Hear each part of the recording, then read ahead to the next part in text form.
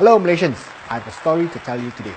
It is about Maju Expressway, or better known as MEX, which links Bukit Bintang and Sri Petaling to Putrajaya. A total length of 26 kilometers built for the cost of 1.32 billion ringgit. What you don't know is, even though the Barisan National Government privatised the highway concession to Tan Sri Abu Said's Maju Holdings, the government provided a grant of 976 million ringgit to the concession to build the highway. This means that you and I have already paid for 3/4 of the cost of the highway. What?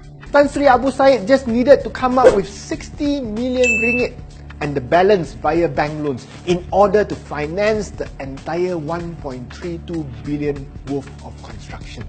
And yet, Maju Holdings is allowed to collect toll over a period of 33 years. In 2012, there was actually an offer to buy the highway from Maju Holdings for a cost of 1.7 billion ringgit. Can you imagine investing 60 million ringgit and get 1.7 billion ringgit in return? Less loans and stuff, I get to make a clean profit of 1 billion ringgit. The Prime Minister, Datuk Sri Najib Razak, would tell you, "Ayah, government cannot buy back the toll. It would be very expensive. It might bankrupt the government. Just to buy the MEX highway, we will have to pay 1.7 billion ringgit. This is complete and utter bullshit.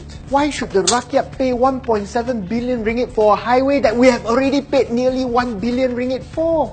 This is clearly Najib and BN's way of making their cronies uber rich. Now, under Pakatan Harapan, we have pledged to abolish tolls and buy back these highways. But we won't buy back MEX for 1.7 billion ringgit. We will buy back MEX in accordance to the contract which was signed between the government and MEX, which is to pay for the cost of constructions less anything the government has already paid for. That means that we only need to pay not more than 400 million ringgit to buy back MEX. The same goes for most of the other highways. For example, the Lebuh Raya Damansara Puchong, LDP, that was also built for a cost of 1.33 billion in 1999.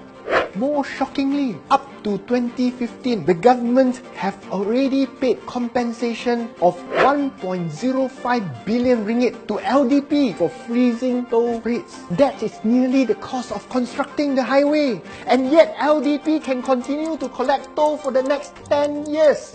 However, just like the MEX concession, the LDP agreement clearly states that the government can buy back the LDP pretty much at cost. Hence, under the Pakatan Harapan government, we will be able to abolish tolls because it is cheaper to buy back the highways than to pay billions and billions and billions of ringgit to these highway concessionaires just to freeze the toll heights.